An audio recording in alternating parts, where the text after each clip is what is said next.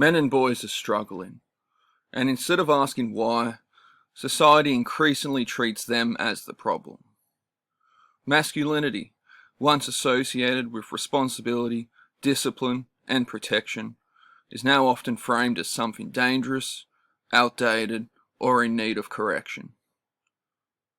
Men are no longer judged as individuals, but as collective risk.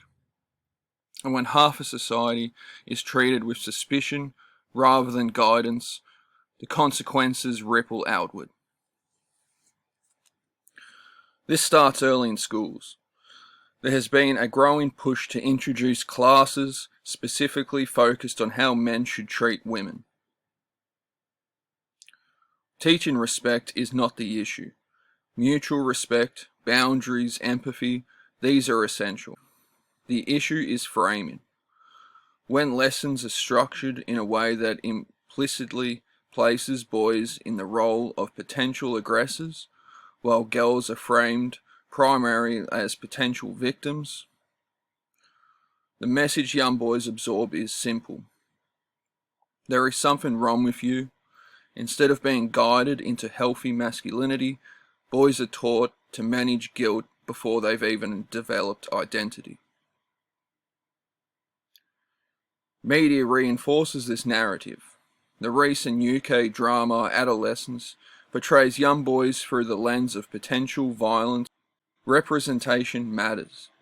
When boys repeatedly see people like themselves as unstable, dangerous, or morally suspect, it shapes how society sees them and how they see themselves. What made this particularly controversial was the fact that senior UK political figures publicly supported making the show available in schools. The Prime Minister himself backed discussions about airing it in educational settings, and Netflix later made it freely accessible to secondary schools through an educational platform accompanied by teaching resources. This wasn't a conspiracy or a rumour. It happened. And while it wasn't a legal mandate forcing every school to show it, the symbolic message was powerful. This is what we think boys need to see.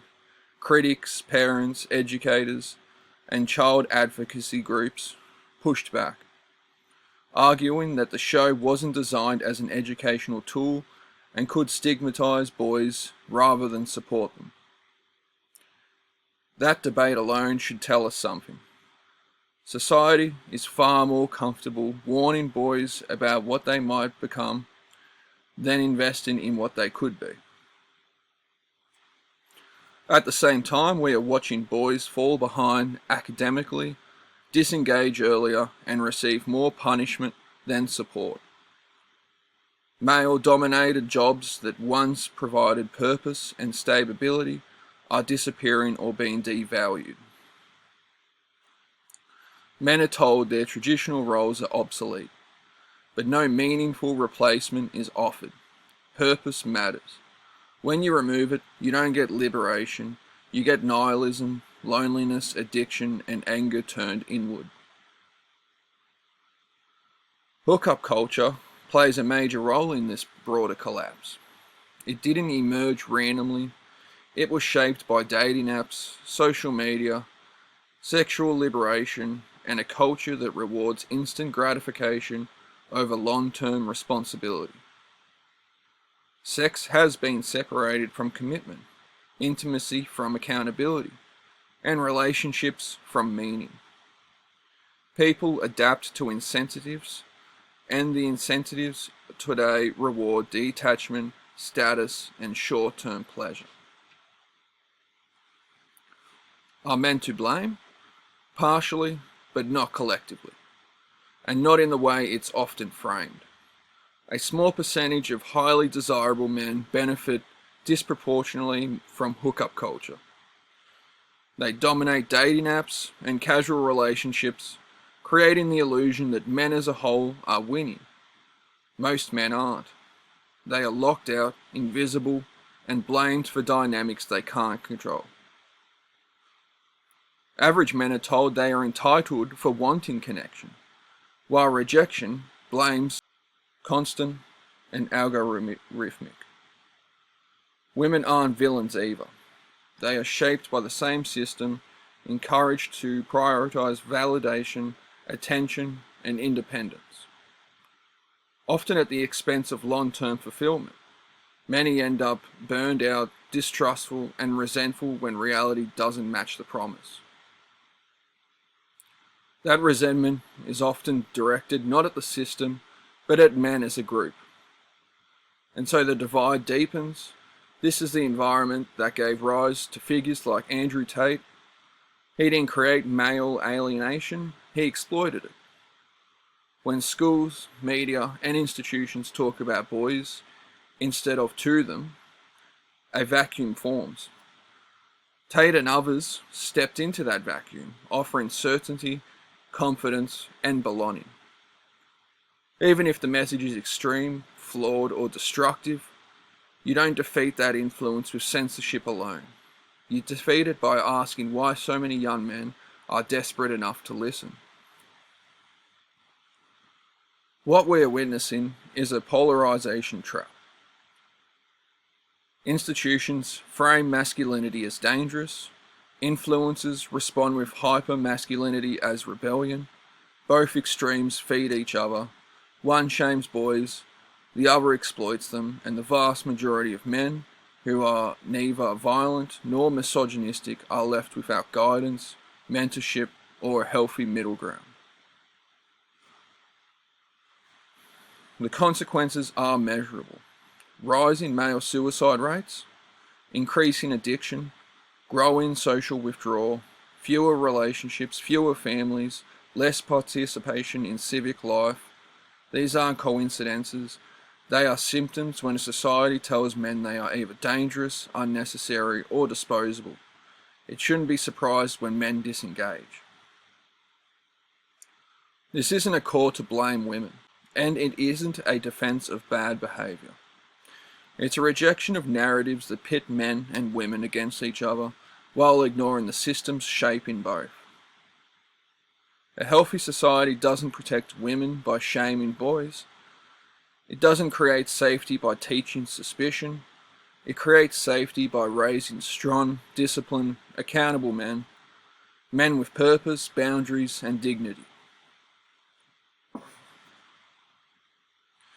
Because here's the uncomfortable truth. When society abandons boys, someone else will raise them. Algorithms will, influences will, resentment will, and that future doesn't protect women. It doesn't help men, and it doesn't hold society together. Domestic violence has become one of the central frameworks through which men are publicly discussed. Political campaigns, school programs, advertising, and media narratives overwhelmingly frame domestic violence as a male problem, rather than a human and social problem. While men do commit a significant portion of serious violence, and that must be confronted honestly, the way the issue is communicated often collapses all masculinity into suspicion. The result is a cultural shortcut. Man equals potential perpetrator. Young boys absorb this long before they have formed their own relationships or identities of their own. This framing plays directly into the broader crisis facing men. When male behavior is discussed, almost exclusively through the lens of danger, control, and harm, it creates a climate of preemptive guilt. Boys are taught what they must never do, but rarely taught how to regulate emotions, process rejection, handle failure, or build healthy relationships. Prevention messaging focuses on fear and condemnation, rather than development and resilience. At the same time, Australia has very limited space to talk about male victims of domestic violence, men who experience abuse, physical, psychological, or cohesive, often feel unable to speak up, fearing disbelief, ridicule, or legal consequences. This silence reinforces the idea that men are only actors in violence, never recipients of it, which deepens isolation and discourages help-seeking behaviour. There is also a policy imbalance. Enormous resources are rightly dedicated to protecting women, but comparatively little attention is paid to why violence emerges in the first place. Substance abuse, childhood trauma, mental illness, economic stress, housing insecurity, family court breakdowns, and social isolation. All issues that disproportionately affect struggling men, treating domestic violence purely as a moral failure rather than a social failure, limits long-term solutions. This is where the connection to men's issues becomes unavoidable. A society that neglects boys, mocks male vulnerability, strips away purpose, and then expresses shock when some men spiral into destructive behaviour is refusing to connect cause and effect. Accountability matters. But accountability without support, guidance, and dignity doesn't prevent violence, it just reacts to it after the damage is done. Crucially, addressing men's struggles does not excuse violence, it reduces it. Teaching emotional literacy, offering male mentorship, supporting fathers, reforming family courts, addressing addiction, and giving men meaningful roles in society all lower the risk of harm to women, children, and men themselves. It's worth noting that compared to many low and middle income countries, the level of domestic violence in Australia is relatively low. This is not to minimise the real pain and suffering it causes, but it does show the society with strong institutions, rule of law, and social support systems can protect women while also maintaining fairness and perspective. Recognising this context underscores an important point. Addressing men's struggles does not diminish the severity of violence. It enhances the ability of society to prevent it and support everyone affected. If Australia truly wants to reduce domestic violence, it must be willing to say two things at once. Violence is unacceptable and must be confronted. Men are not disposable, irredeemable, or inherently dangerous, and neglecting them makes everyone less safe. Right now, the national conversation often says the first sentence loudly and refuses to say the second sentence at all. Strong men and strong women are not enemies, they are partners, and without both, society doesn't just struggle, it collapses.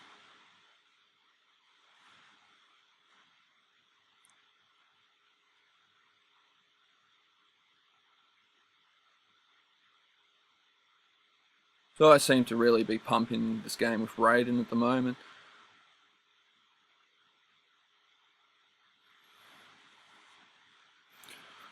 Raiden is badass. Let's not forget that classic Raiden sound.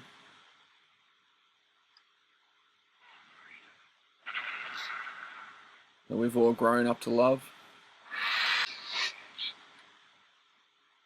But I hope you're all doing well. I hope you guys are enjoying the new year and committing to your New Year's aspirations. And I really hope the best for you guys. Remember to like and support this channel, subscribe. Now let's get back into the next part. We are living in one of the lowest trust periods in modern history. People don't trust governments, they don't trust media, they don't trust institutions, and increasingly, they don't even trust each other. This isn't paranoia, and it didn't come out of nowhere. It's the result of years of social, political, and technological changes that accelerated sharply after 2020. COVID acted as a stress test for society, and trust failed that test. Lockdowns, mandates, and constantly changing expert advice created confusion and resentment. People were told to isolate from loved ones, treat others as threats, and accept major restrictions with little transparency. When questions were shut down instead of answered, skepticism grew. Even after restrictions ended, the damage stayed. Once people feel misled or dismissed, trust doesn't just snap back. Trust collapses fastest when institutions contradict themselves. Government said one thing, then reversed course. Media outlets selectively framed stories. Corporations posted moral messaging while quietly profiting. Over time, people stopped believing the system was neutral or fair. When accountability disappears at the top, people stop respecting the rules at the bottom, and cynicism becomes the default mindset. Social media didn't create distrust, but it magnified it. Algorithms rewarded outrage, fear, and conflict because those emotions keep people scrolling. Instead of shared reality, we now live in digital tribes, each with its own version of the truth. People aren't just disagreeing anymore, they are questioning each other's intentions. Online anonymity removes accountability, and constant comparison fuels insecurity, resentment, and suspicion. As polarization increased, trust decreased. Politics, culture, and even basic values became battle lines. When society is framed as us versus them, trust becomes conditional, only extended to those who think the same way. Everyone else is viewed as misinformed, dangerous, or malicious. A society that can't assume good faith can't function cohesively. Trust also erodes when life feels unfair. Rising living costs, housing stress, stagnant wages, and growing inequality make people feel the system is rigged. When hard work no longer guarantees stability, people stop believing institutions serve the public. Economic insecurity breeds suspicion, not just of governments, but of anyone perceived to be winning in a broken system. At the same time, real-world community has declined. People spend less time with neighbours, fewer people join local groups, and more life happens online. Trust used to be built through everyday interactions, casual conversations, shared spaces, mutual reliance. Without that, society becomes fragmented and impersonal, and people retreat into isolation. Low-trust societies are colder and more fragile. People withdraw, birth rates fall, loneliness rises, and cooperation breaks down. Every policy is questioned, every interaction is defensive, and collective progress slows. A society without trust doesn't collapse overnight, it slowly decays. One of the biggest trust killers today is the death of shared reality. We no longer agree on basic facts, only narratives. AI-generated content, manipulated clips, selective reporting, and algorithmic bias make people question everything they see. When truth feels flexible, trust collapses. People stop believing institutions, media, and eventually each other.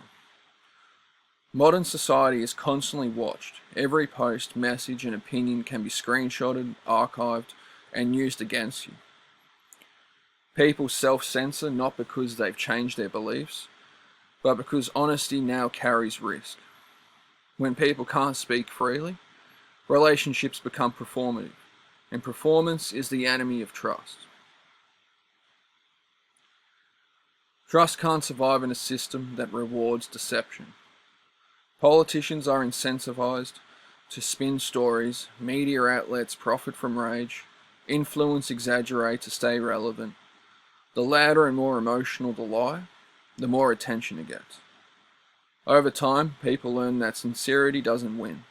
Manipulation does, so they stop assuming good faith.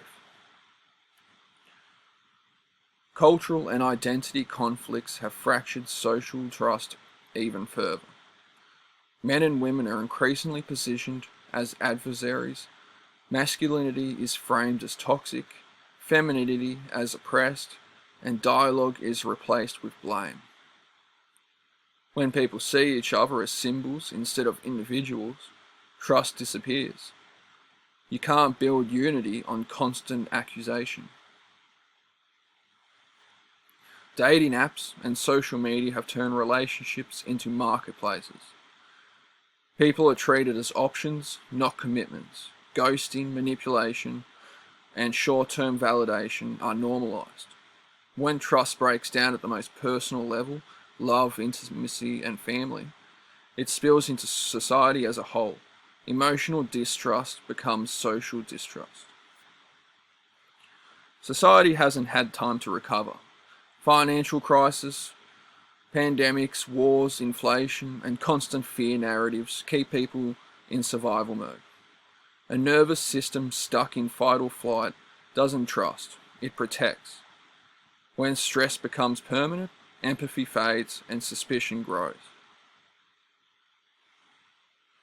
Traditional, moral, and cultural frameworks have weakened, but nothing solid has replaced them. Without shared values, society runs on rules instead of trust. People comply out of fear of consequences, not in belief of each other. Rules without values feel oppressive, and oppression breeds resentment. Low trust societies are colder, lonelier, and more unstable. Communities fragment, birth rates fall, people withdraw into isolation or tribes, cooperation becomes rare, and every interaction feels defensive. Society doesn't collapse suddenly, it erodes slowly, quietly, and psychologically. This didn't happen by accident. Low trust is the logical outcome of broken incentives. Constant surveillance, identity conflict, and a culture that rewards deception over truth. Rebuilding trust won't be as easy, but recognizing what broke it is the first step. Rebuilding trust isn't about slogans or virtue signaling.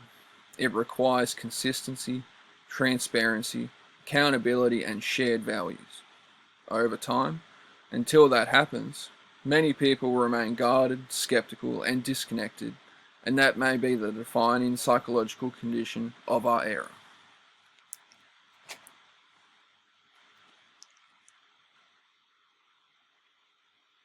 Now, let's end this video on a different note. In other news, a quick recap on Fins Gaming. The last 3 games of the Epic Gaming Holiday Giveaway have been revealed. And in my early video, I reported 3 rumored games, but that turned out to be wrong. Turns out the last 3 games are Total War 3 Kingdoms, available now until January 9th, Wildgate, available now until January 9th, and the final game, Bloons TD6, will be available January 9th until January 16th. Be sure to claim those while they are free. Total War usually bring out some good games, and I haven't played any of those. From there, we'll just wait and see what Prime Gaming games for this month will be. I'll keep you informed. I did have another idea for making a video, and that video was my thoughts about a Australian Republic. So if I can get a solid amount of likes, I'll give my thoughts about it. I hope you guys enjoyed this video. Remember to like and subscribe. Comment your thoughts. Let me know what you guys think. And I'll see you guys in the next one.